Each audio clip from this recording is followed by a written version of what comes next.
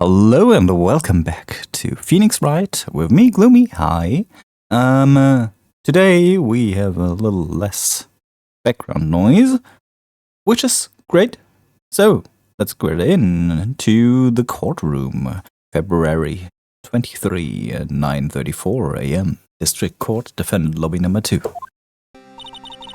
How did the investigation go, Mr. Wright? Frankly, there are still a lot of gray areas. Or rather, the whole thing is one big gray area. Don't worry about me, no matter what the outcome. I'm ready to accept my fate. I believe in you, sis. Mr. Wright, let me offer you a word of advice. Yes? A defense attorney should never believe their client. The defendant is called to trial because they are suspected of wrongdoing. Never forget that. Miss Sky, you remind me a lot of Mia. But there's one decisive difference between you and her. And it is, you're not a defense attorney. I believe it's almost time for the trial. Good luck, Mr. Wright. My first trial without a Fae helping me. No one's going to bail me out this time.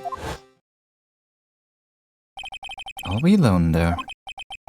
I have to discover the truth all by myself. Let's do it, Mr. Wright. I'll be with you the whole way. Well, we have the scientific way with us. February 23rd, 10 a.m., District Court, courtroom number 9. Court is now in session for the trial of Miss Lana Sky. The defense is ready, Your Honor. The prosecution has been ready for a while, Your Honor. Atrev.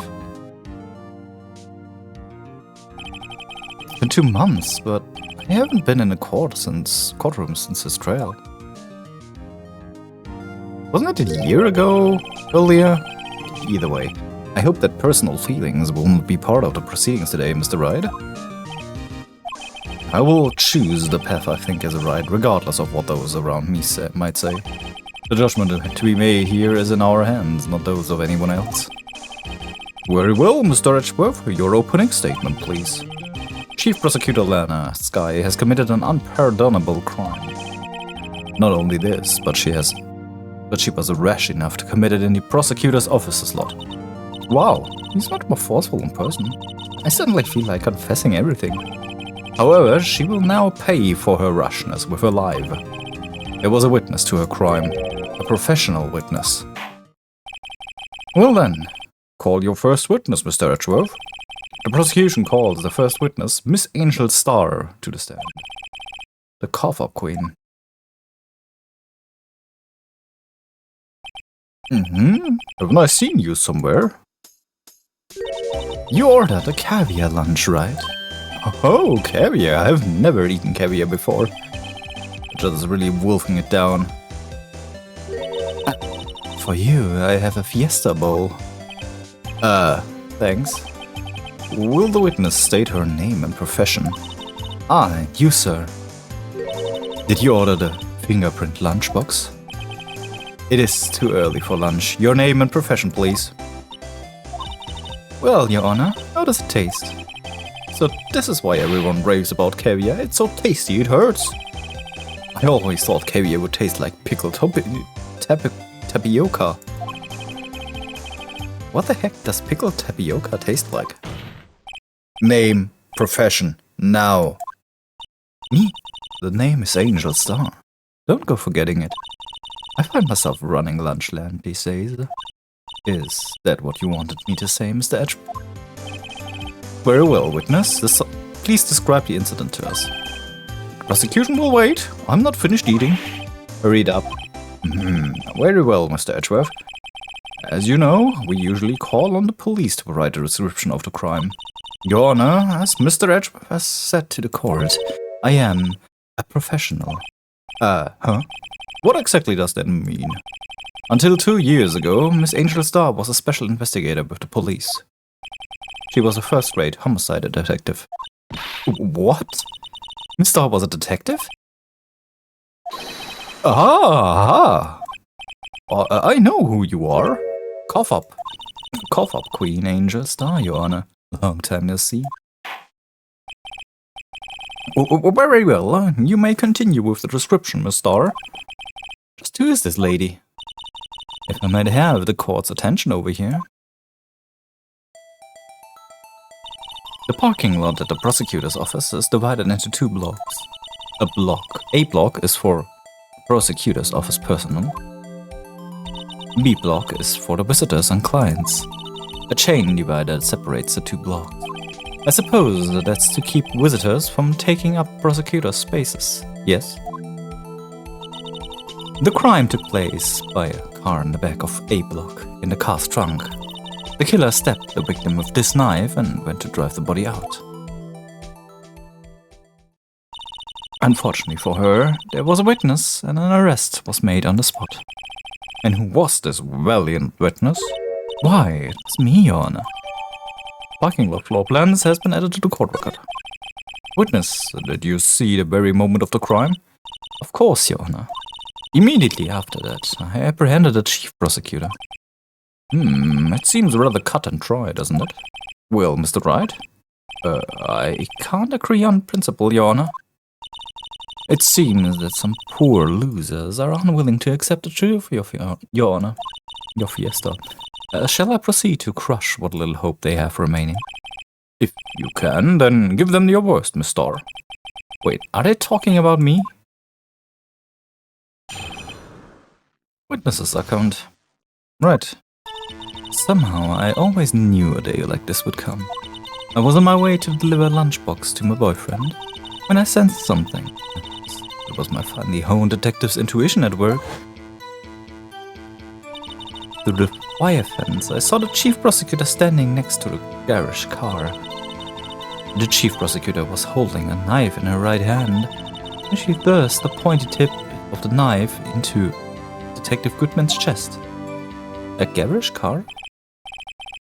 Bringing a lunchbox to your boyfriend. How touching.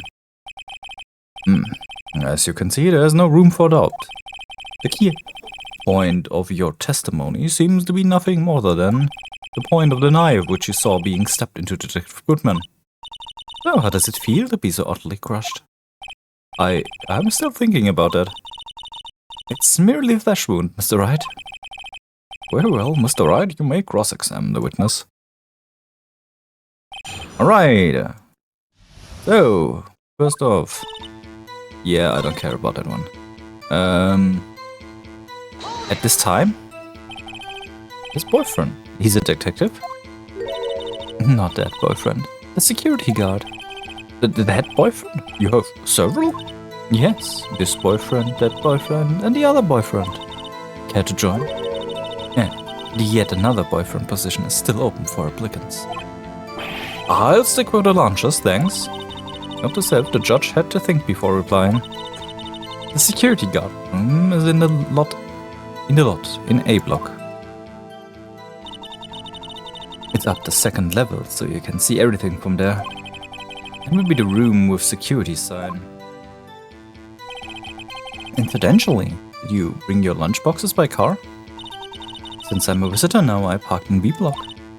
So she was in B block when she witnessed the crime. When I sensed something, so it was my finely honed detective's intuition. No, I don't care about that one. With the wire fence, I saw the chief prosecutor's garage. What does garage mean? By garage car, you mean Mr. Edgeworth's car, yes. Mr. Edgeworth? Incidentally, the knife with which the victim was stabbed was also Mr. Edgeworth, wasn't it? Indeed, it was. What an odd case this is. And the person you saw, you are sure it was the defendant? I saw her from no further than 30 feet away. I am certain it was her. If she's telling the truth, we're doomed.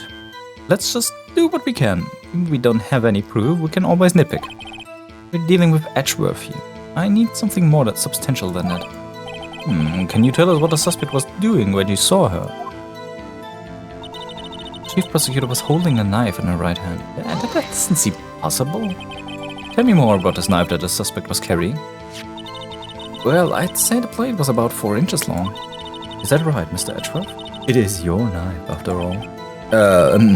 Yes, that's about right. Prosecutors are by nature well versed in the location of a man's vital organs. I'm sure it was easier than boiling an egg for my excellent supreme surprise set.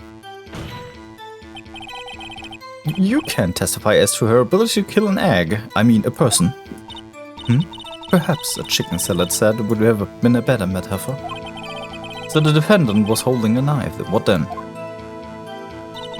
Then she thrust a pointy tip into the knife. Of the knife into... That doesn't seem right. No, that doesn't seem right at all.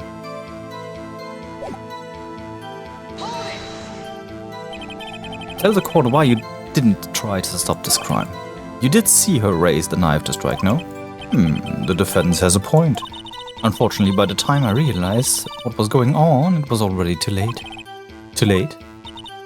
Yes, the next moment, the chief prosecutor brought down the murder weapon. I see. It's only a flesh wound, Mr. Wright. We can make it. You said that before. Anything else? Scientifically speaking, Miss Starr's testimony is flawless. Sounds pretty fatal to me. What do we do? Is this it? Is my sister guilty? Let's just keep our heads cool and press the witness bit, shall we? For some reason, having her panicking next to me makes me calmer. Don't smile like that. I want to press this. Not press. Present. This doesn't make sense to me. Your Honor, let's take my contract. No, that doesn't work. It doesn't work. It doesn't work. Alright.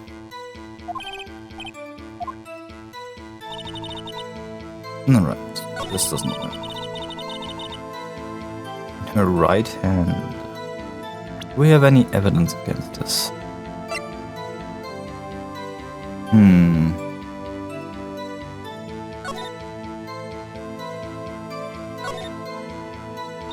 This must be the victim's blood, right?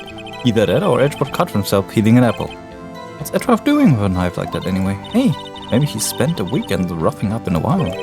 Edgeworth? In a wild? I think my fruit peeling theory is more likely. Are you kidding? I always picture him as an outdoors man. Oh, there's a scary dog. That doesn't help me. Wait, let me check. Maybe there's something else about this thing. No, it isn't.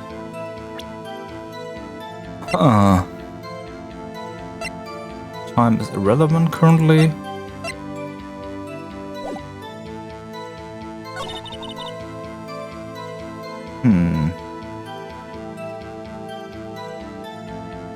That doesn't seem likely.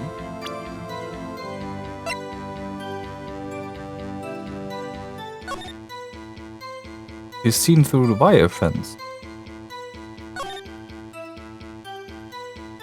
Yeah, if she was standing here, then she could have seen that.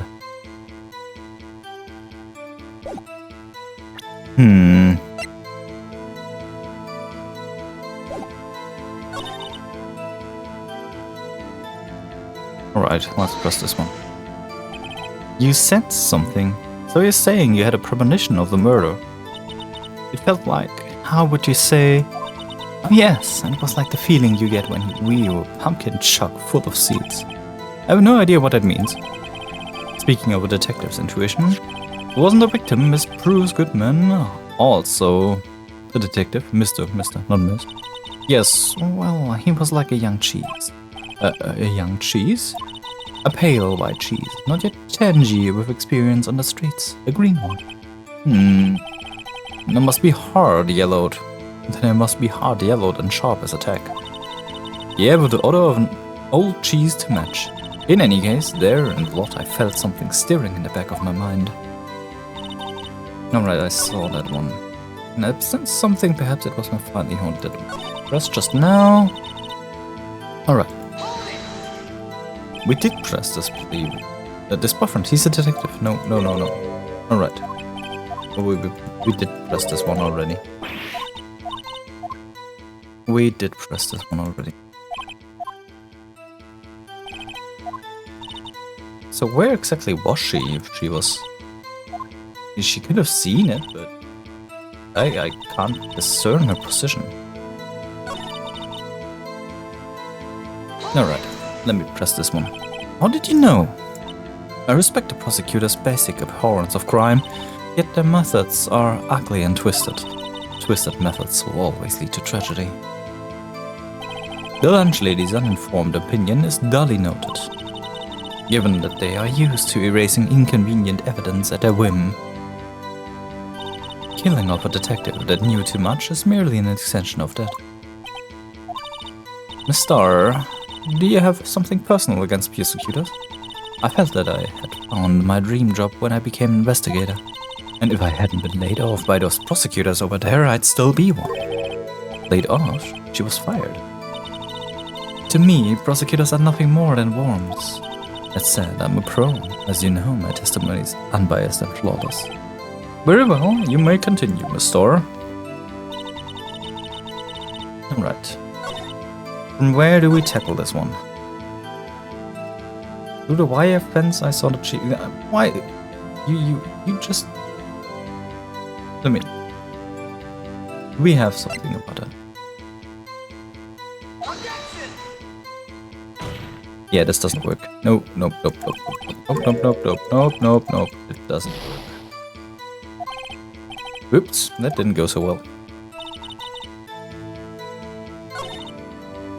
Wait, this is different. So I pressed her again on through the wire fence. She saw that, and maybe because I just randomly pressed everything in order, now this popped up. Oh, witness, in your testimony. Sorry. Witness, in your testimony, you clearly stated the following. Prosecutors are nothing more than worms. Ergo, you are a biased witness. You might want to keep those silly opinions to yourself in the future, rookie. Huh? Rookie?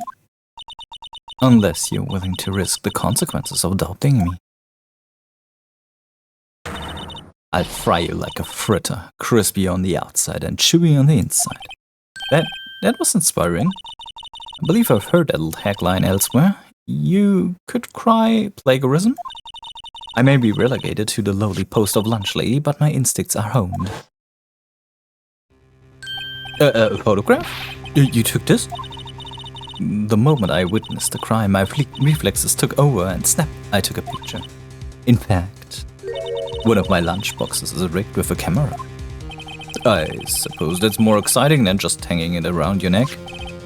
Witness, why am I only seeing this photograph just now? You think I'd show it to you, prosecutor? Think again.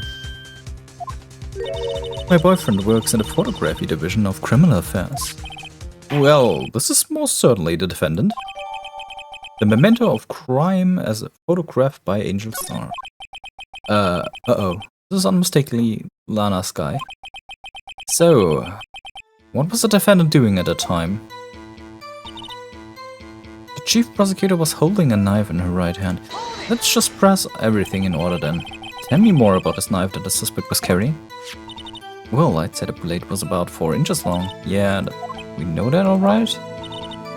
Prosecutor say, yeah, that's fine, we know that.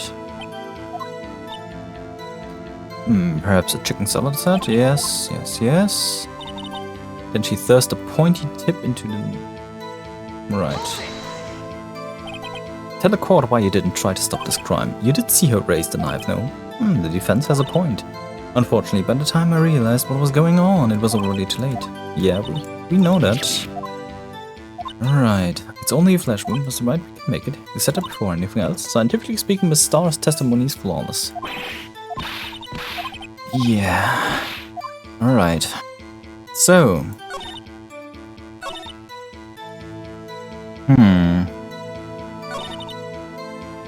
Back to square one here. We have new evidence.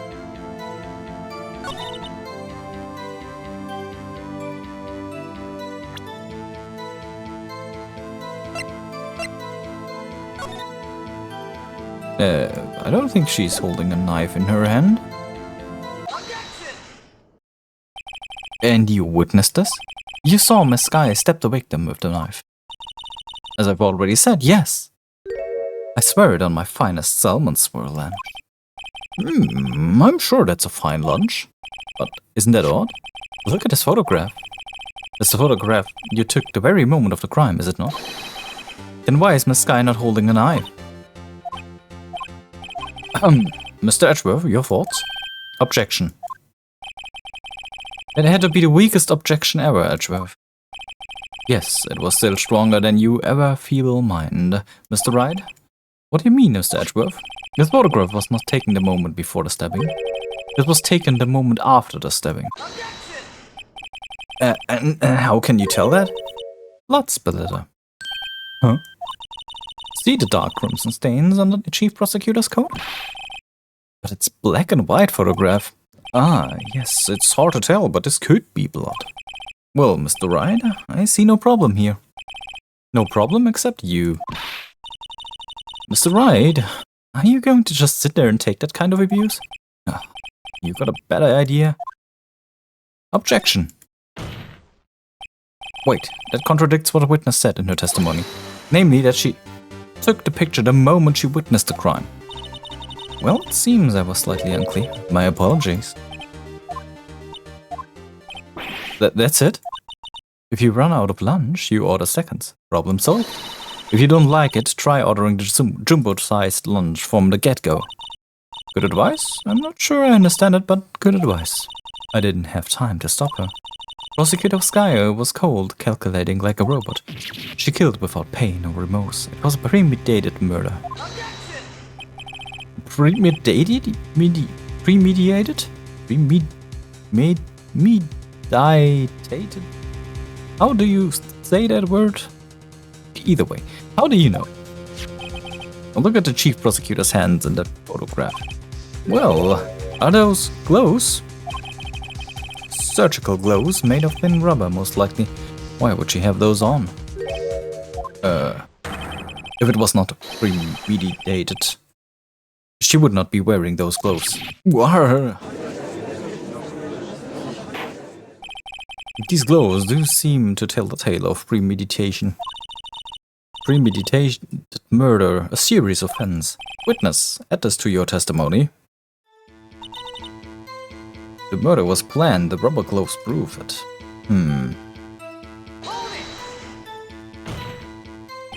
What if she was just in the habit of wearing gloves, like driving gloves? The gloves were admitted to evidence when the defendant was arrested. They were rubber gloves of the kind used for autopsy. In other words, when the chief prosecutor came to the crime scene, she came to do murder. It's the only possible conclusion one can make. Everything was planned. It was a premeditated crime. Aha!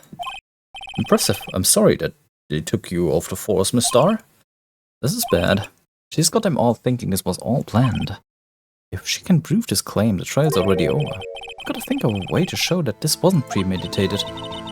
It's only a flesh wound, Mr. Wright. We can make it. You said it before. Anything else? No. It's just the same. Alright. Ah! This one is a doozy. Right. Oh, I skipped it.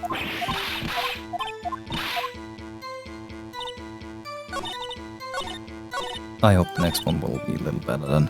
So, usually an Edgeworth toolbox.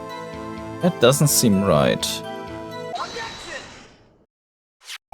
Witness, do you know what this is? Are you trying to test me? I sell box lunches for a living, you know? That's a knife. The knife. The knife that was in Mr. Edgeworth's trunk. Indeed, it is my knife. What about this case? The bloody murder weapon, the red car, all belong to... The defendant is the chief prosecutor. Mommy, are prosecutors bad people? The defense has a request. We ask that the witness provide an accurate testimony. What's that, rookie? In your testimony, you stated that Lana Sky planned this murder. And that's why she was wearing those special gloves. It seems like a natural conclusion to me. The gloves do indicate planning. However, why would she not also prepare the most important thing, the murder weapon? Oh. The knife just happened to be in the trunk of that car. Ladies and gentlemen, if you're going to plan a murder, you don't forget a weapon.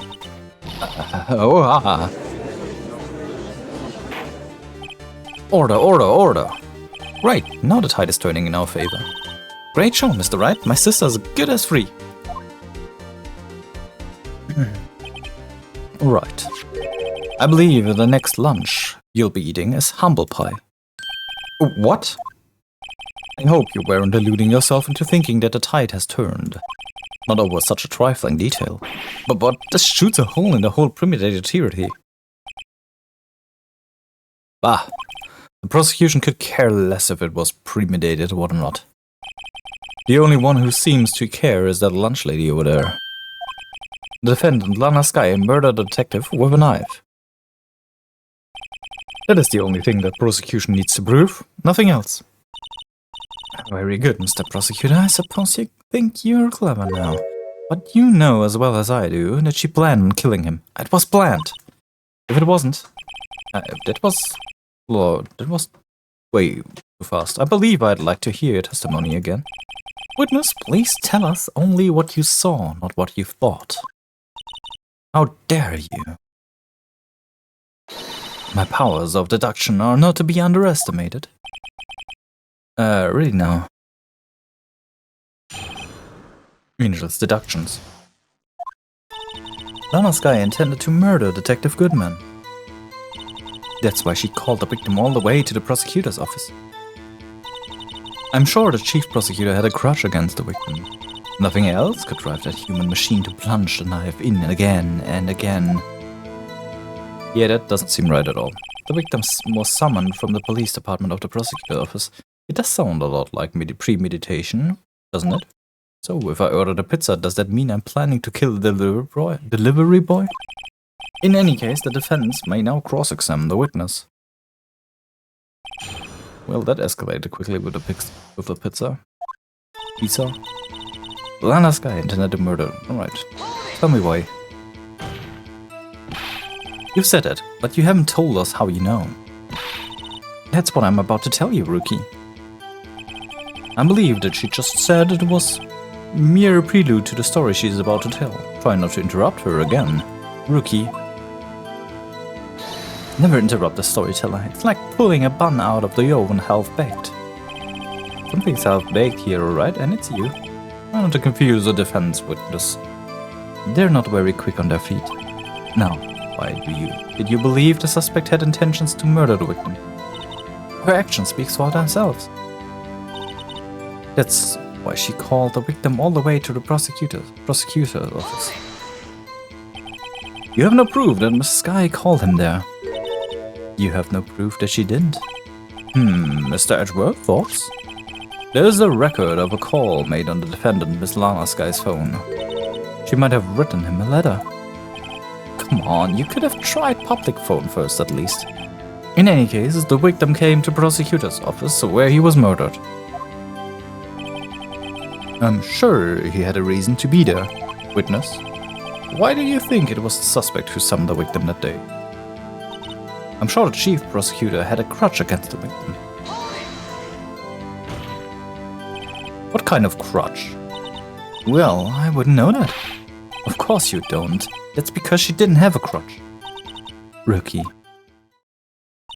I have a lunchbox here. Now what's inside? How am I supposed to know? See, we agree there is a lunchbox here, but we don't know what's inside. A person's life is like a lunchbox with pretzels. Don't you agree?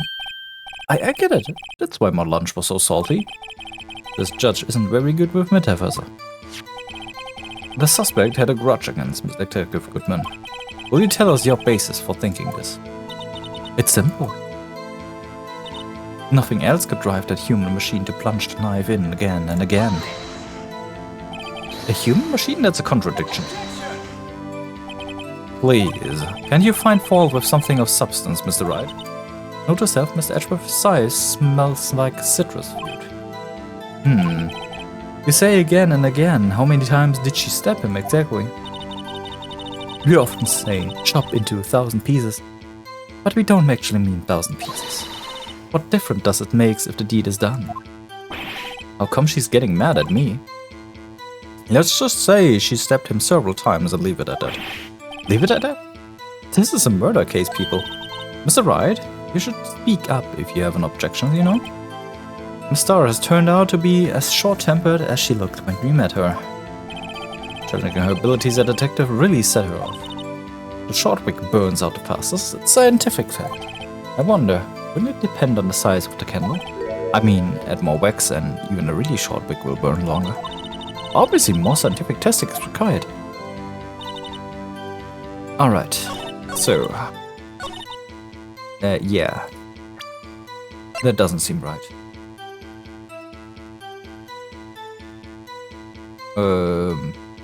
As far as I'm aware, one knife wound. You say she stabbed him again and again, but you couldn't have witnessed that. Are you testing me? They're not just you. With my moss surprise. I'm afraid the moss is growing under your feet as we wait, Miss Starr. What do you mean? I shouldn't have to explain this, but take a look. The autopsy report states that the death was due to the loss of blood from one stab wound. Ah, you're right. Good show, Mr. Edgeworth. What a hunk, he's my hero, really. What about my objection? No one noticed. Well, witness? You got a crime scene set, right? Oh, thanks. I always believed that no one could ever mistake ketchup for blood. But now I realize that such mistakes are possible. So, you're saying you mistook something for blood? When she lifted her knife, I saw blood at her breast. Splattered blood from the victim. That's why I thought she must have stabbed him at least twice. Then tell us what you saw that you thought was blood. Testify. The red muffler looked like blood to me. That's how ghastly the whole scene was.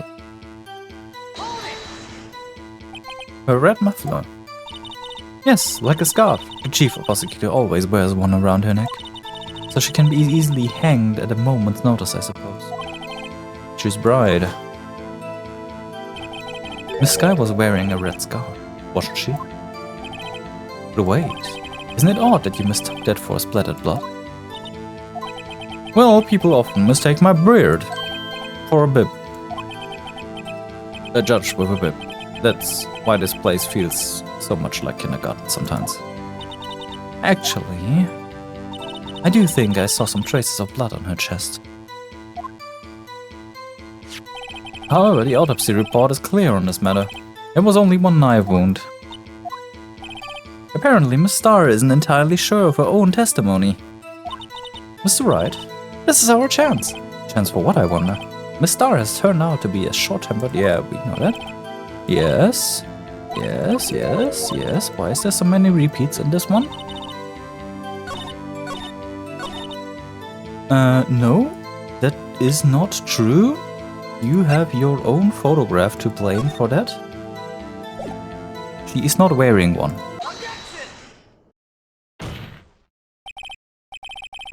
Miss Starr, I demand an explanation. The witness is clearly not suited for detective work. What? The suspect was not wearing a scarf or muffler of any kind when she stabbed the victim. And you've proved it yourself with this photograph. Huh? But that can't be. Only a professional lunch lady could be so utterly clueless. Congratulations, perhaps you've finally found your true calling in life. Harsh words, but good. In the end, Mr. Edgeworth prevails. When was my objection chopped and delivered? But it was there, a scarf. No, not that, but something red, really. Well now, where were we? The witness has given us an entertaining interlude, but back to business. What? Very well, witness, continue your testimony. You saw the crime and apprehended the suspect. Tell us about that. Very well. I do remember some things accurately, at least. Ultimately, we couldn't shake the most important part of her testimony. The most important part? The part where your sister stabs the victim. This next testimony might be just the moment of truth. Well, at least it should be a little easier to do. Apprehending the suspect. After the murder the suspect attempted to run behind a partition off to her side. I quickly caught her, explained her rights to her, and arrested her on the spot. Ah yes, when I arrested her, she mentioned the muffler.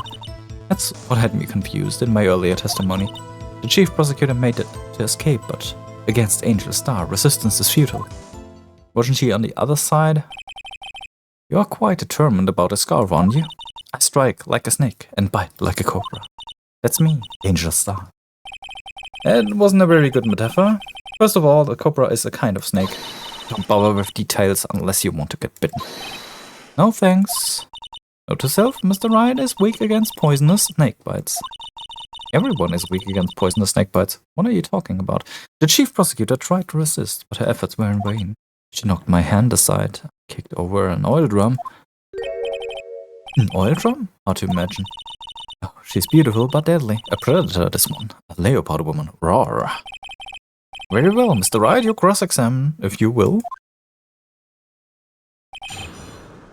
So, I do have an inkling from what I need to do, but let's press everything because we might miss something again. So where's this partition on the floor plans? I'm sure she means this wall next to the car. That's right. There was a wall there, about 6 feet high. She was obviously trying to hide herself. Quite a natural thing for a criminal to do. And what did you do then? I quickly caught her, explained her rights to her on the spot, yes. You say quickly, were you close to the suspect? As I just said, I was only 30 feet away from her the whole time. Maybe I should press her for more details. Yeah, give me more details. I'd like to see this on the floor plan, just to be safe. The lunch lane car was... She was a visitor, thus she was parked in B block. So you witnessed the murder from here. It would make it about 30 feet from the car, yes? Is that correct, Miss Starr? Yes, that's right. But there was a chain link fence in front of you. I went over it, of course. Amazing, the cover queen lunch lady athlete indeed. It would have taken her a little time to climb over the fence, so she couldn't have gotten to my sister that fast. Yeah, that fence was about 9 feet high, too. So how did Miss Sky not get away? Ah yes, when I arrested her, she mentioned the muffler. She mentioned the muffler? What exactly did she say? If I remember exactly, I would have told you in my testimony. Cheeky. Anyway, all I heard her say was the word muffler. Just that one word? So, what you heard wasn't the suspect talking to you, but to someone else. Yes, the chief prosecutor was talking on her phone. The phone? She can't mean... By phone, do you mean the cell phone discovered at the crime scene? Yes, ultimately. Ultimately? In my memory... It's like a salmon, heading upstream, you see? No, the court doesn't see Miss Starr. The chief prosecutor first attempted to use the phone hanging on the wall. On the wall? That's right. Near the car, there was an emergency phone on the wall. Apparently it was out of order. And so she used her cell phone. Indeed, the emergency cell phone was out of the order that day. Good witnessing, witness. Good witnessing? Whatever happened to good testifying? You should of course add this to your testimony. The things I do to please this rookie defense attorney. On a cell phone updated in court record. I saw it all. How she tried to phone on the wall, but had to use her cell phone instead. Do you think you could restate your testimony for the court? Aha, I was going to ask the same thing. I'll only say this one time, so listen closely, rookie.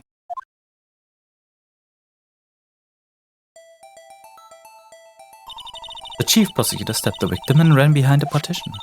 Then she picked up the emergency phone on the wall, but it was out of order.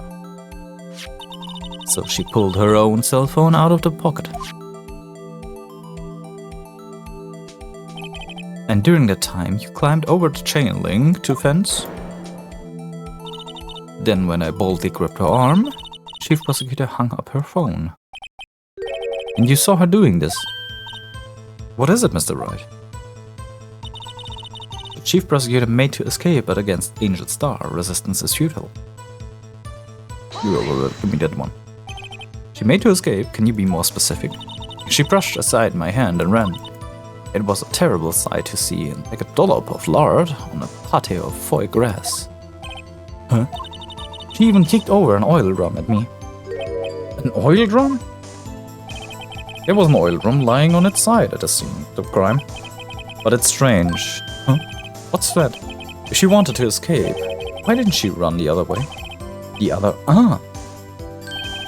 the parking lot entrance. That's right. It doesn't make any sense that she would run from behind the partition of the oil drums. Excellent. More mysteries.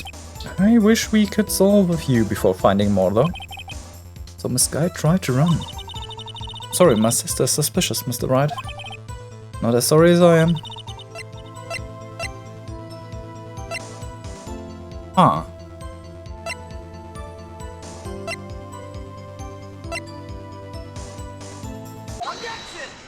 Oh, yeah.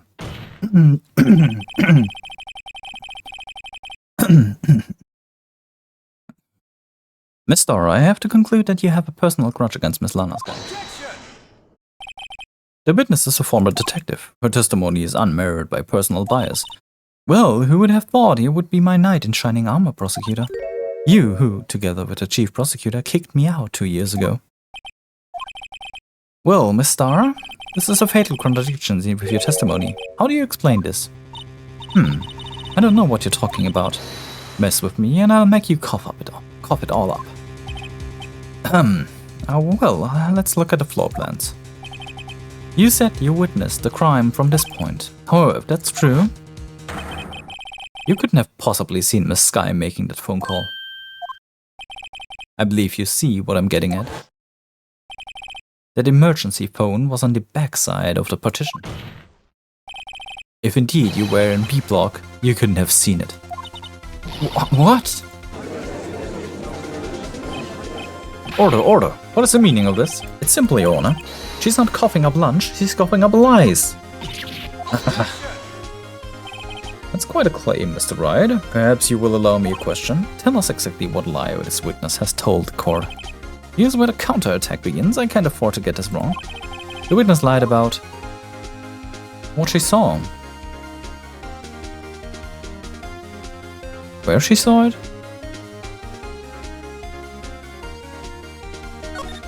Where she saw it? Miss Sky tried to use the emergency phone, but it was out of order. What is significant about that fact? Nothing. Therefore, it would be pointless for Miss Starr to lie about it. Pointless to lie, I see. But say the witness did actually see Miss Sky using the emergency phone. It would mean Miss Starr witnessed the crime from a different location. A different location? Now that's a pointless lie if I've ever heard one. Before you call my lie pointless, at least let me tell it. Let me ask a question to your clever wordsmith, Mr. Wright. Just where was this witness when she saw the crime? All the testimony we've heard until now points in one direction. The place from where Miss Starr witnessed this crime was here.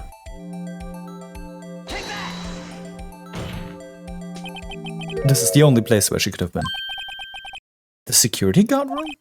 Indeed, the security room in the underground parking lot is well positioned. It's built on the second floor, so you could see the entire lot. Should have been able to see the emergency phone from there. But why there? There are many other places where she could have seen the phone. Not in this case, Your Honor. The witness is not being part of the prosecutor's office couldn't park in A block. The only place where she could have seen the crime and the back of the partition is here. I remember your testimony. You said you brought a lunch to your boyfriend in the security guard room, yes? Well, Miss Starr, how many years have I been getting the better of men? I think that the tables could have been turned. Today a man has gotten the better of Angel Starr. Order. Witness, what have you done? You used to be a detective, you should know better. I'm not turning back. The guilty will be punished. And I'll do what I must to make sure justice prevails. The guilty? Is she talking about Miss Sky? Mr. Wright, doesn't that strike you as odd? Why did Miss Starr lie? It doesn't make sense. She could have just said she saw the crime from the security guard station. It wouldn't change anything. Exactly. This photograph tells all. It was the defendant who stabbed the victim. The truth still stands. It still stands? I disagree, Mr. Edgeworth. What? If a witness is found to be lying, they're guilty of perjury. She knows this. She wouldn't risk it. She wouldn't risk that without a good reason. So, tell us what her reason was, Mr. Wright. Huh? Me? Who else? Mr. Wright, let's review what we know. Miss Starr witnessed the crime scene from the security guard station. But she lied and said she saw it from block B block. It must make a vital difference, but what? What could change? Angle of view in the crime. Why the angle at which she saw the crime could occur would change? The angle? What do you mean? Well, the security guard station is on the second floor and she would have sort of more 3D view of the crime? And this is important why? Perhaps you'd like to reconsider, Mr. Wright. Mr. Wright, let's review what we know. Alright. A difference in lighting? It's a difference in lighting. Lighting? What does that mean? Well, it means, the security guard station is on the second level, so, she would have seen the crime in better lighting conditions. I'm sorry. This is important why? Oh, sorry. Perhaps you'd like to reconsider, Mr. Wright. Mr. Wright, let's review what we know. Let's take the option I didn't consider. So why... Let me tell that. Why is the distance to the crime different then? It changes the distance between her and the scene of the crime. My condolences, Mr. Wright, but one look at the floor plans and it's quite clear. The distance between the scene of the crime and the guard station is 30 feet. I don't see what would change what you could see. What she saw is not in question here. What matters is the time it would take her to reach the scene of the crime. Miss Starr, you witnessed the crime from the security guard station. Now, how long did it take you to go from there to the scene of the crime where you arrested Miss Skye? Well, witness, you. Yes? You ordered the squid wheels, right? The quality of my lunches has gone from low to inedible. I was bringing a PB&J lunch with fresh boysenberries, jam... Boysenberry? What is boysenberry? I haven't heard that one. Jam to my boyfriend. Boysenberries for the boyfriend. He wasn't in the station, so I waited. I witnessed the crime from a glass-walled station. And before I knew what I was doing, I found myself running toward the scene. But the door was locked. I couldn't open it.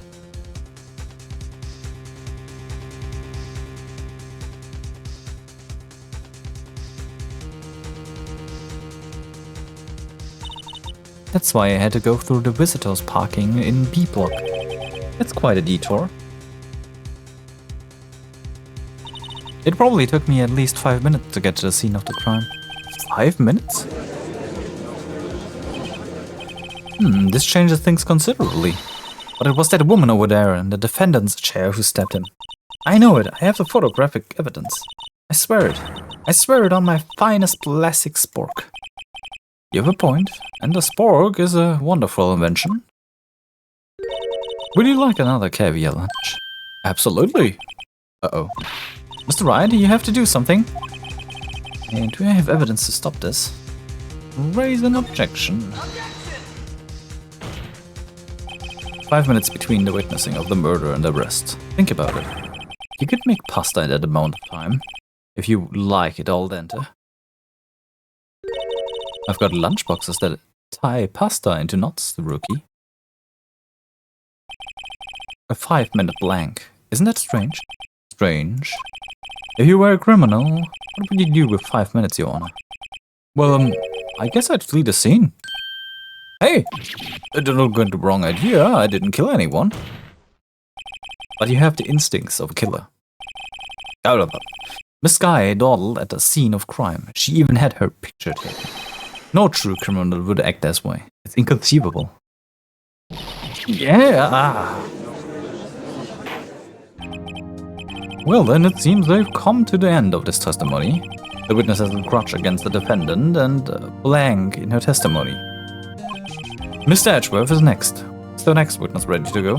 Unfortunately, I appear to have overestimated this witness on account of her professional history.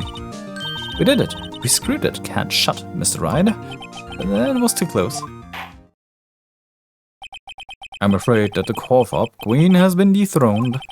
And with that, court is adjourned.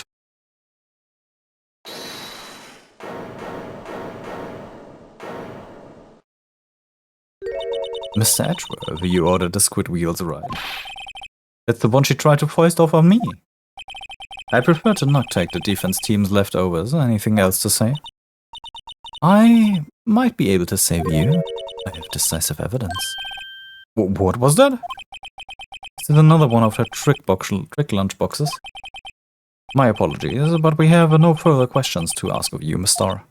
Ah. Is this your jumbo lunchbox? Oh, a triple-decker. Out of deference to the witness's determination, I'll allow one more testimony. Let's hear about this decisive evidence. Like the Lunchland motto says, you won't be disappointed. What's she going to pull out of her lunchbox this time? Got the episodes going long here. I should have mentioned those 5 minutes when I wasn't looking at the crime scene. And now, to the matter of a victim's shoe. Did I bring this up? 2 types of blood were found on this shoe. One was, of course, the victim's, and the other blood type matched that of the defendant, Miss Lana Skye. This shoe proves it. It's flawless, decisive evidence. How did you obtain that? What? There was a blood found on that shoe? Try Lunchland for all your lunches and decisive evidence as needs. Witness, what's the meaning of this? Why is this the first time I've heard of this evidence? Simple, as I've already said. I don't trust you with evidence, Mr. Edgeworth. That's why I took the liberty of investigating this myself. And you had a blood test performed. Didn't I mention? I have 3 boyfriends in forensics. In any case, Your Honor, I can't accept this as evidence. What? You must know the 2 rules of evidence law. Rule number 1. No evidence shall be shown without the approval of the police department. In other words, the shoe is illegal evidence, at least for the time being. Is that right, Mr. Wright? It seems so. Edgeworth sure is celebrating. Not so fast, Mr. Edgeworth. Don't forget, I used to be a detective, as I mentioned previously. The shoe has already been tested by a member of the forensic department.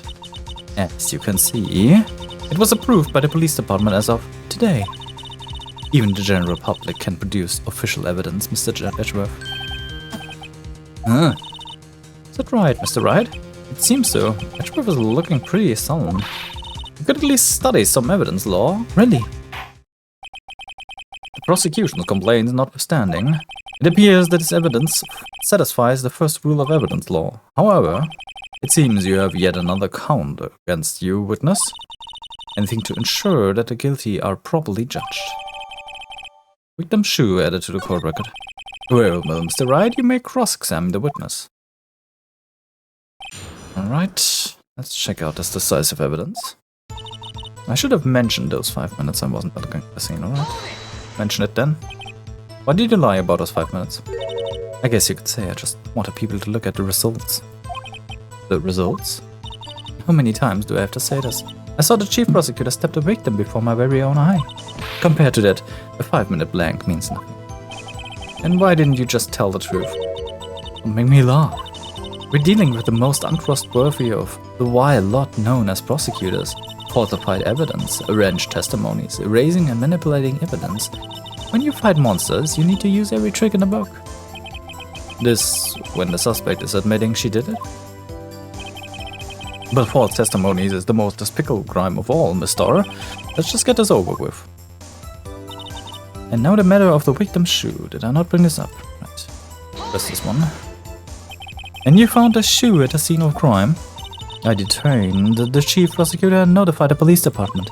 I wanted to make myself useful while I was waiting for the police to arrive. So, like an ill-trained pooch, you snuck off with a shoe. I was afraid someone would erase the chief prosecutor's crime. The shoe was my secret weapon if that should happen. See this fashionable basket I have here? It carries more than lunchboxes, gentlemen. I am happy for you in your lunchbox bag, really.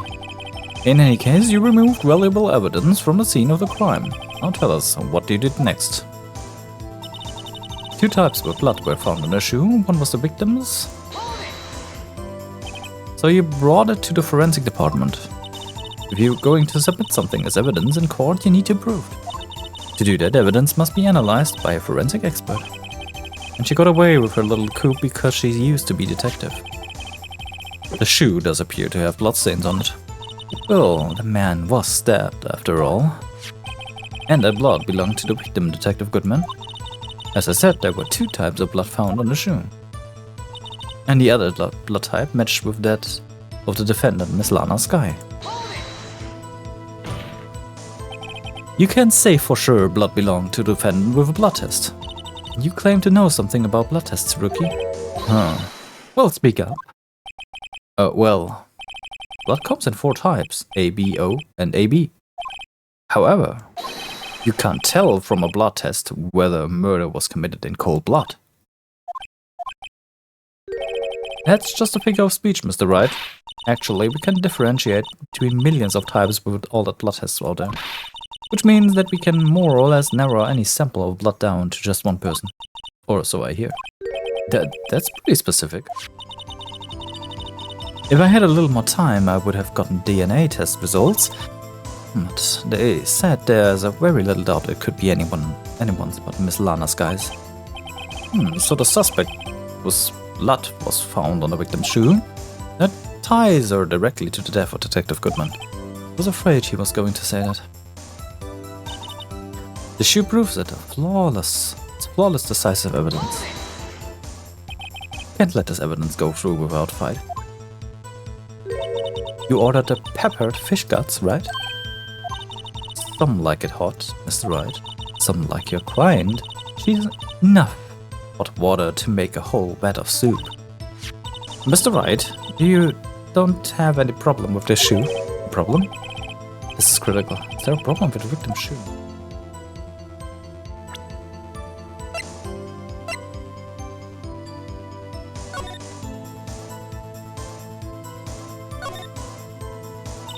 It's blood. It's my sister's, right? It appears so. Miss Lana. Lana's right hand was bandaged when I saw her in the jail. She must have cut herself at the time of the crime. What's this?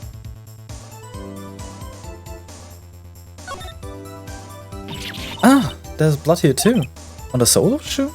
It's gotta be the victim's blood. He must have stepped in the puddle of his own blood. All his blood, it's horrible. His blood might be an important clue. Yes, she just stepped into it. Yeah. No, there is a problem. There's certainly a problem. If I'm not imagining things, I'd say there's one critical problem with this evidence. A clear contradiction. That gleam in your eyes. You're still young, rookie. I'd give you a peppered fish gut now. But you couldn't take the heat, could you? Let's hear what Mr. Wright has to say. What is contradictory about the victim's shoe? Show us the problem with this evidence.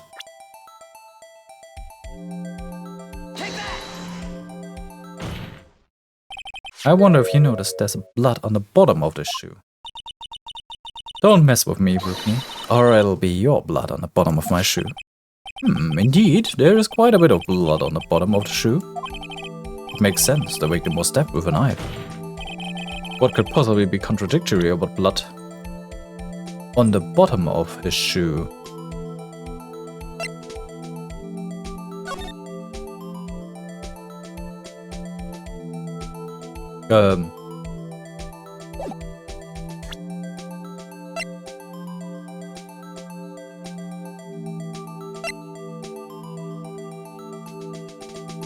Traces of victim's blood, no fingerprints. Was a blood and chest wound.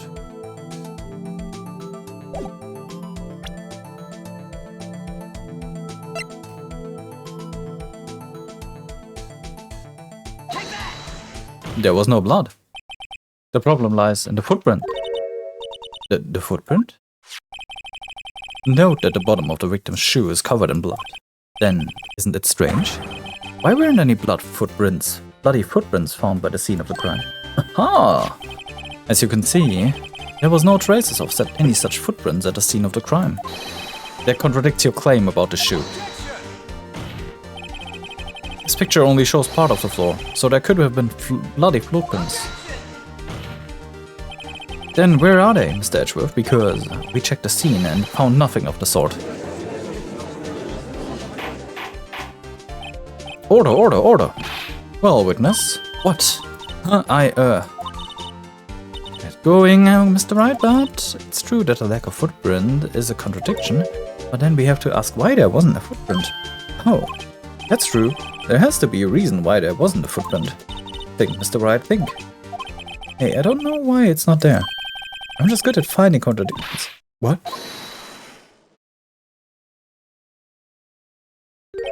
I see. Now I get it. Get what? Our witness is more devious than I gave her credit for. We were hoodwinked to the end. But she slipped. There was one vital hint to the truth in her testimony. What are you talking about? Think back to when she told us about apprehending the suspect. The chief prosecutor tried to resist, but her efforts were in vain. She knocked my hands aside to kick over an oil drum. Oh, she's beautiful but deadly. Predator, this one. Leopard woman. Roar. I thought that was a strange thing for a normally cool-headed chief to do. No kidding. Now, witness, allow me to ask a very simple question. This oil drum, was it empty? Oh, that... I'm not sure I like your attitude, Mr. Edgeworth. Though apparently you're not the slowest conveyor belt in the lunchbox factory. Witness, well, was the oil drum empty? The oil drum kicked over by the chief prosecutor was brimming with water. Water? What does this mean? Still don't get it, Mr. Wright. Do you want to know the reason she knocked it over? The real reason? Aha! You don't mean... Yes, the suspect knocked over that oil drum for one reason and one reason alone. To erase the bloodstains that would become evidence against her. Nope. Just nope. Nope, nope, nope. That ties things up quite nicely. The bloodstains left on the victim's shoes tie her quite clearly to this murder. Then, after the deed was done, she knocked over the oil drum to erase the telltale sign. Why, that's a prosecutor's specialty, erasing evidence. That reminds me, Miss Guy's right hand was hurt.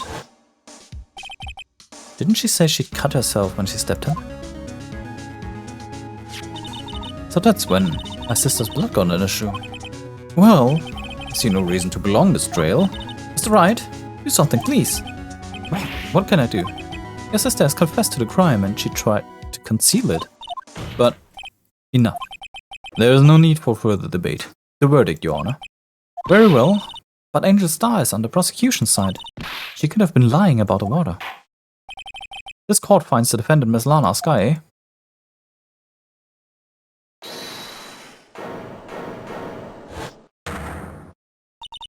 Little girl, what did you say? Huh? Me? Did you say that I, Angel Star, was on prosecution's side? Well, yeah, you are. You're saying my sister hid evidence by erasing the bloody footprints. Well, I thought you'd had your fill, but here you are demanding a second helping. Another lunchbox called evidence. Wait, witness, don't tell me you have something else. The time for deliberations is past. Any further comments and you will be held in contempt of court.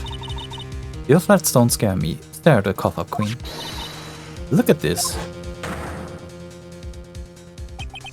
Photograph? I had it just in case anyone had the gall to suggest that the white shoe did belong to the victim. I see no room for error on this evidence. Mr. Wright, wait. Look at the asphalt in this photo. Hey, it's clearly wet. Erasing the last trace of from the court's mind. Immediately after the murder, the crime scene was washed with water. I'm sorry, Mr. Wright. I guess I couldn't help at all. It's not your fault. I knew I couldn't win this case from the beginning. Could we just stop quickly, because there is a clear contradiction here, and it seems this is what your sister wanted anyway. I'm sorry, Mia. Right, whether or not, don't be so quick to throw in the towel. Get yourself up off the asphalt. Take another good look. Don't give up, not until the bitter end. This is the last piece of evidence. Very well, this time I'd like to declare a verdict for good. Objection! Your Honor, wait. What is it with you people? Can't you hand down my verdicts in peace anymore? Whatever it is. Can it wait? No, it can't. Then it will be too late. Look at this photograph. The last one submitted. This trial isn't over until we give each piece of evidence proper consideration. So right. Are you saying there's a problem with this latest piece of evidence? Yeah, I think later. Yeah, there's a problem. Right or wrong, I've got to go ahead with this. I suppose, since we've come this far, we should give every claim a fair shake. Very well, Mr. Wright. Show the court the problem with this photograph.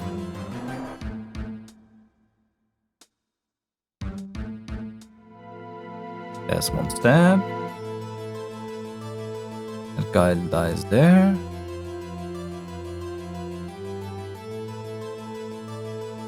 Take that! The problem is this photograph is here. What's this? There's something poking out of the car's muffler. Wait just a moment, Mr. Redworth. Your Honor, you just said muffler. However, I see no trace of a muffler or scarf of any kind in this photograph. A muffler is also part on a car or motorcycle, Your Honor. Just think of it as part of the exhaust system, a pipe. I see, and I see. What's that suspicious looking cloth sticking out of the car's muffler? So, what if there was something sticking out of the muffler? What does it have to do with this case? Nothing, absolutely nothing. Sorry, Miss Starr. That's not going to be that easy. In fact, you've already told us why this is important to the case. You said as much in your testimony. What? Let's hear what Mr. Wright has on his mind. Tell us why you think this piece of cloth in the muffler is related to this case. Phone. Miss Starr, recall your testimony to the court. Ah yes, when I arrested her, she mentioned the muffler. That's what had me confused in the earlier testimony. Muffler? Yeah. Could it be that muffler you heard mentioned was actually this exhaust pipe? If so, that means this piece of cloth is a vital evidence. Oh.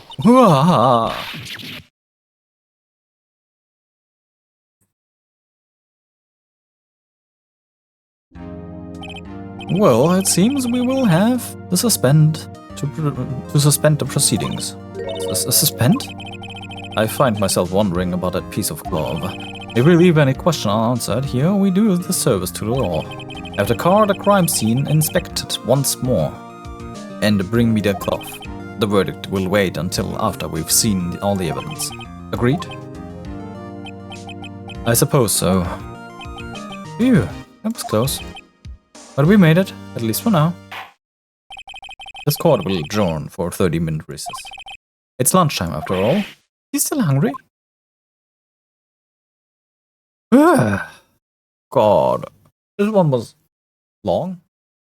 Well, I messed up in between, but either way, this one was long. I was actually planning to record 3 episodes today. I guess I can shelve that one. Yikes. Alright. I've been Gloomy. I'll see you guys tomorrow, and have a great day. Bye bye.